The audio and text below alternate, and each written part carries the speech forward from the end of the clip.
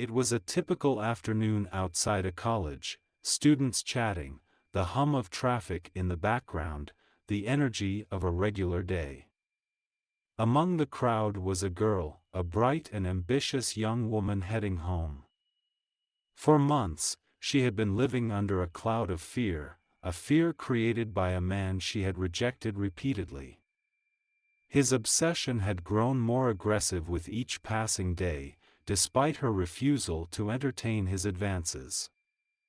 On this particular day, as she stepped outside the campus gates, the man she had been trying so hard to avoid was waiting. He wasn't hiding in the shadows, he was out in the open, ready to confront her one last time. In those next few moments, amidst the crowd of unsuspecting onlookers, everything would change. This is the life of a young woman whose voice went unheard, of a tragedy that could have been prevented, and of a moment that would shake the nation to its core. By the way, is this your first time seeing this channel?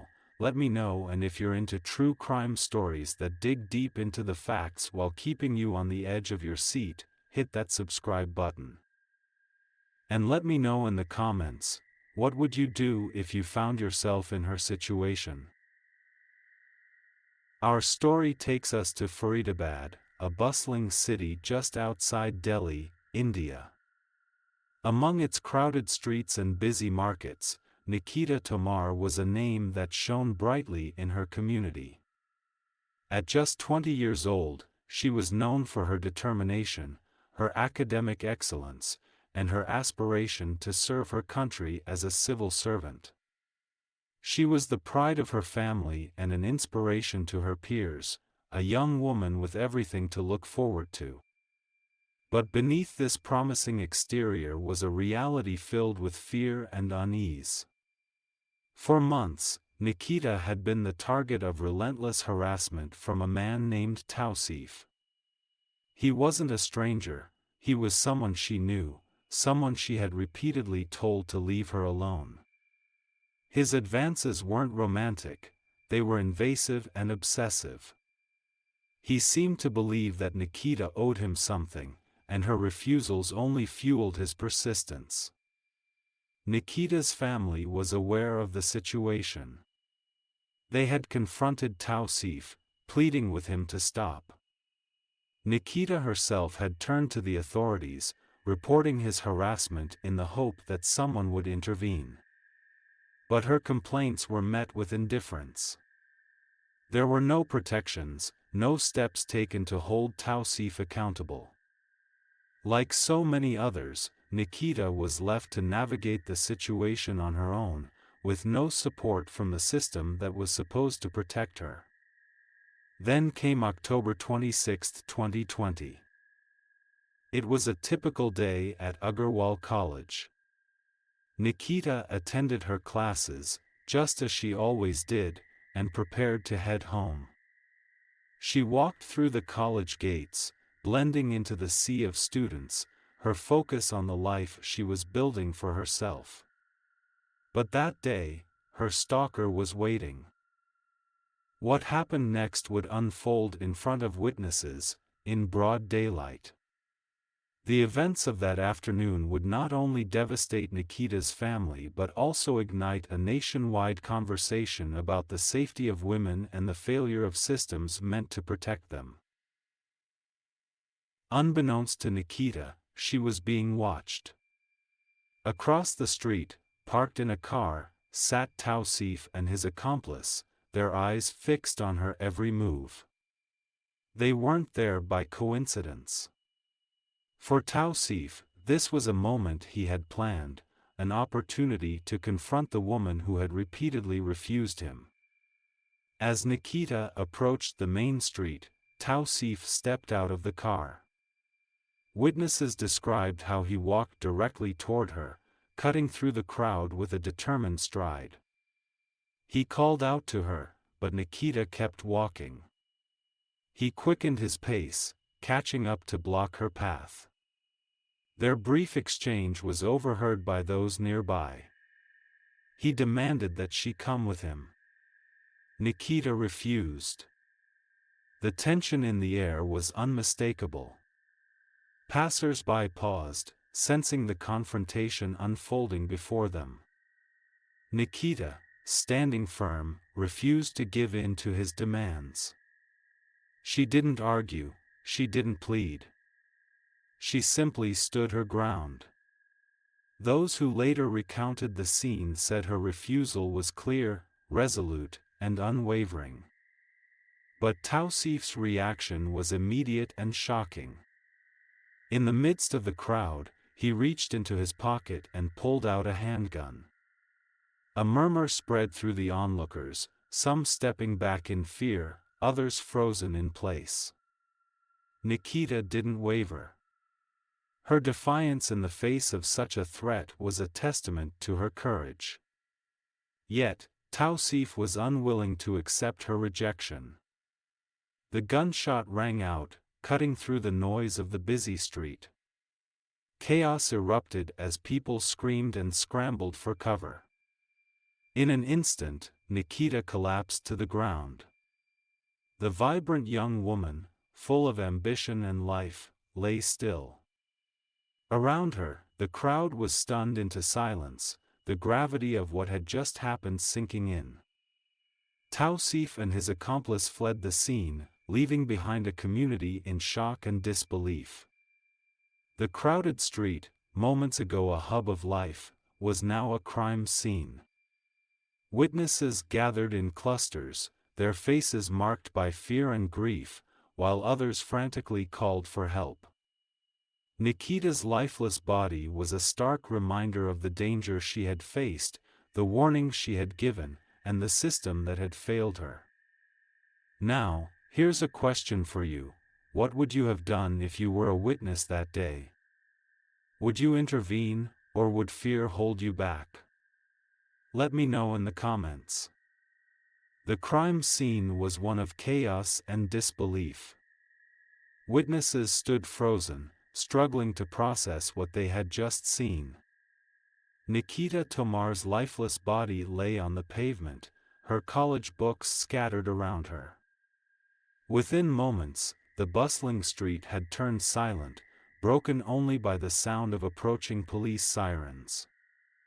The police arrived quickly, cordoning off the area and attempting to make sense of the tragedy that had just unfolded. Officers began gathering witness statements and reviewing security footage from the street.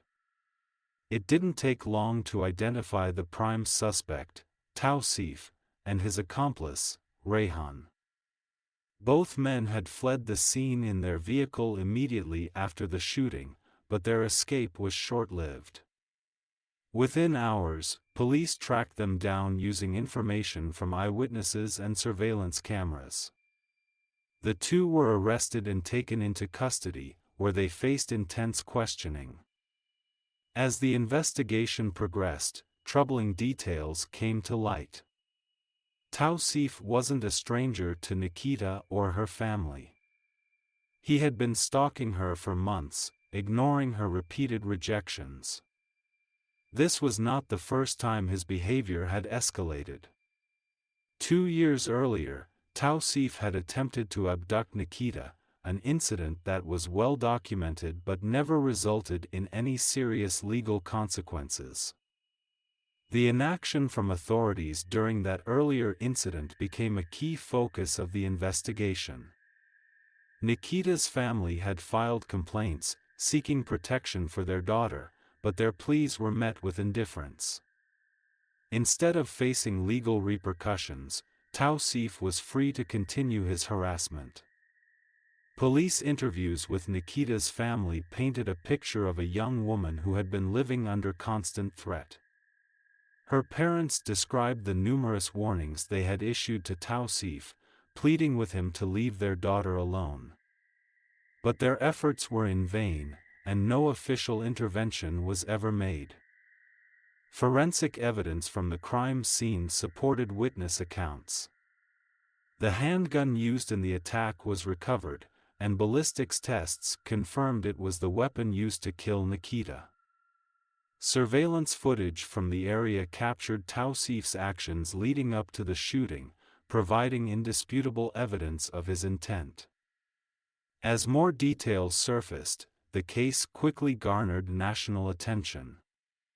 The public's outrage grew as it became clear that systemic failures had contributed to the tragedy. Questions were raised about why prior warnings were ignored and why Taussif's previous actions hadn't resulted in stricter consequences.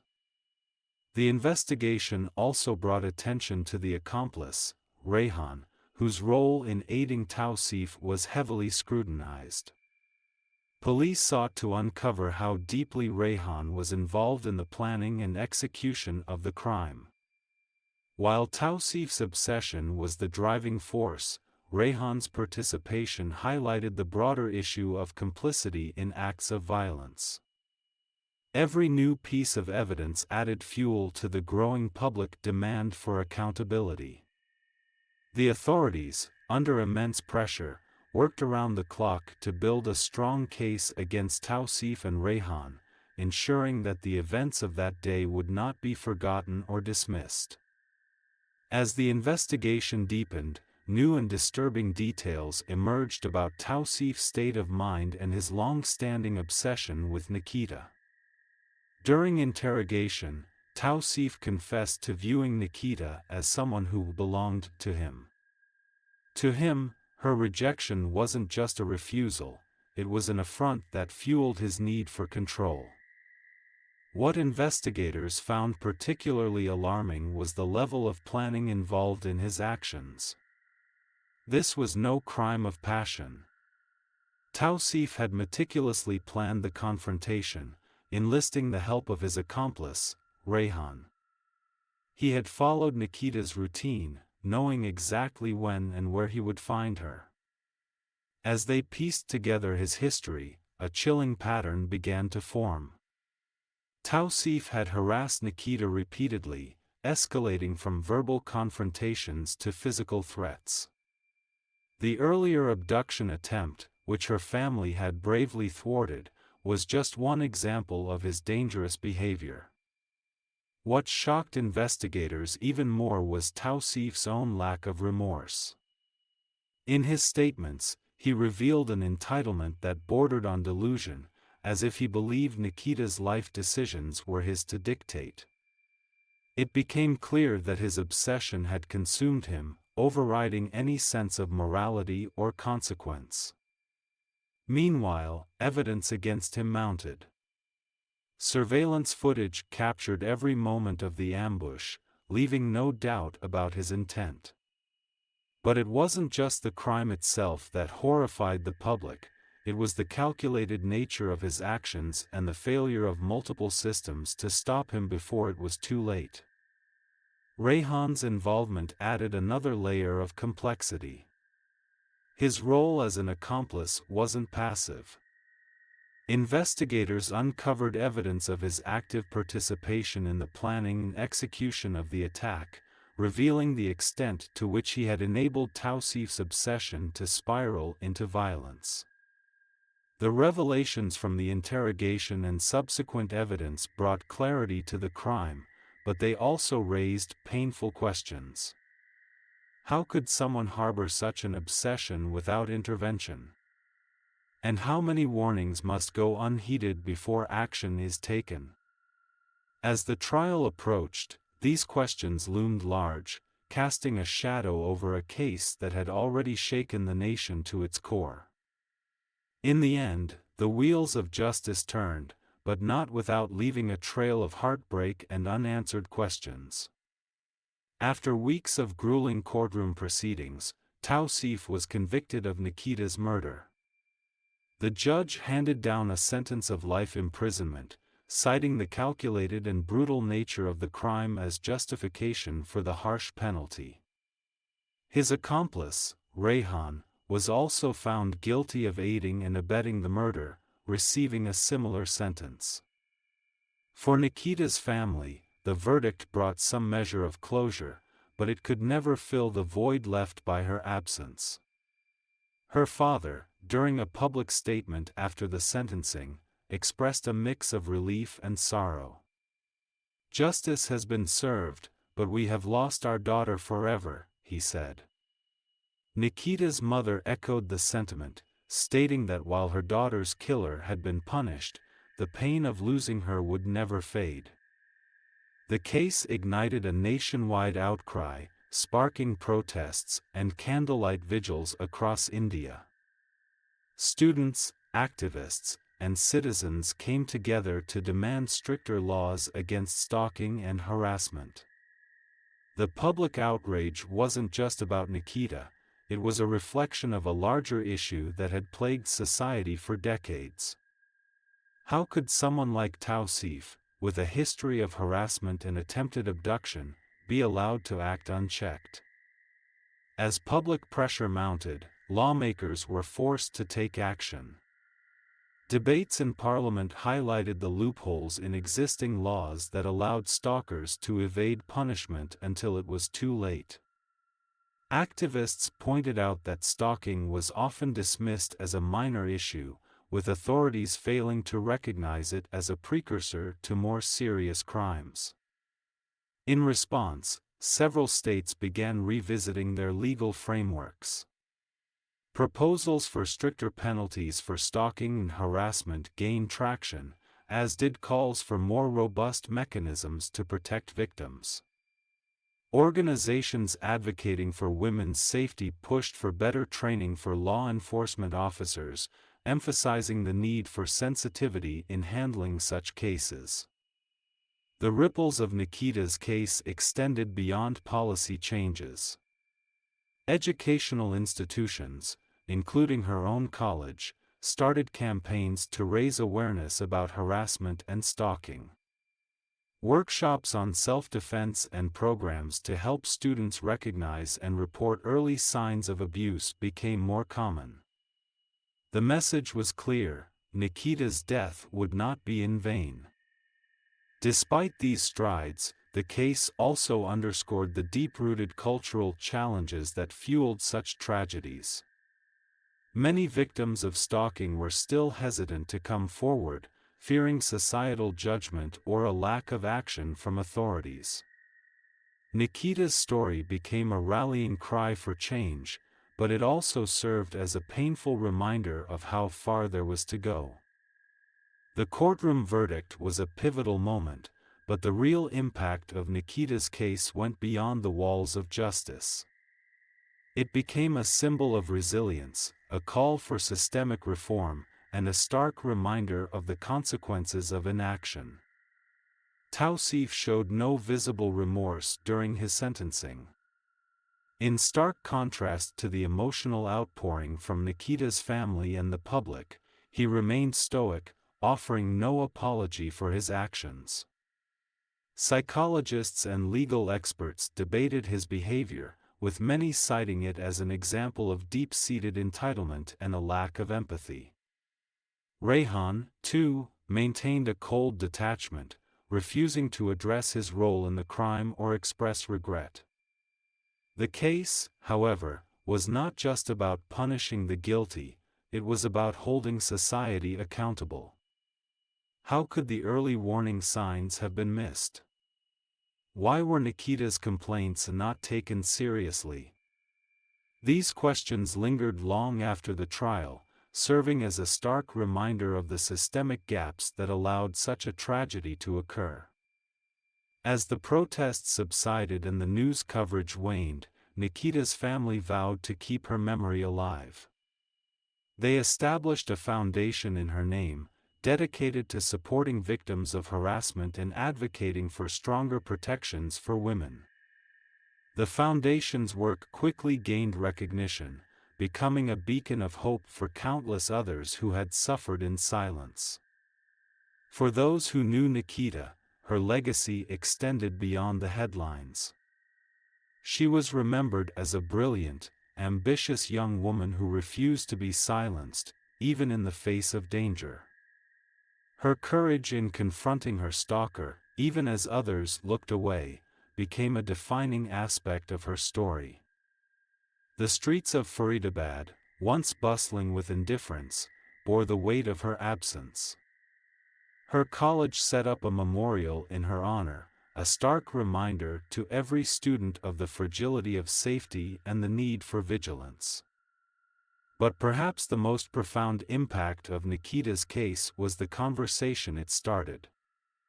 Across India, people began to question the societal norms that enabled stalking and harassment to flourish. Discussions about consent, respect, and accountability gained momentum, challenging the status quo in ways that had long been overdue. In the end, Nikita's story was more than a tragedy, it was a turning point.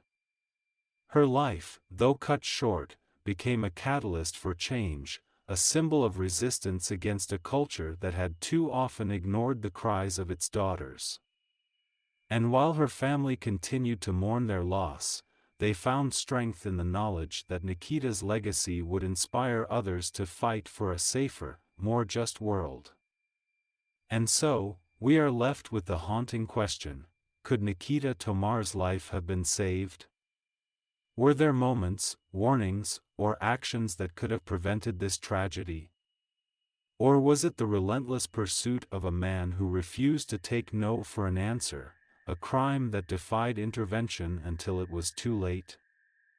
This case forces us to confront uncomfortable truths about the systems meant to protect us. It reminds us of the importance of listening to victims, of acting before threats escalate, and of taking every report of harassment seriously. What do you think? Was Nikita failed by the system, or does the blame lie solely with her stalker? Share your thoughts in the comments, I'd love to hear your perspective. If this story struck a chord with you, please consider sharing it to raise awareness about the dangers of stalking and the importance of prevention. And if you're new here, hit that subscribe button to join our community as we continue to uncover stories that demand to be told. There's so much more to uncover, so stay tuned for more gripping true crime tales. Thank you for watching, and remember, every voice matters.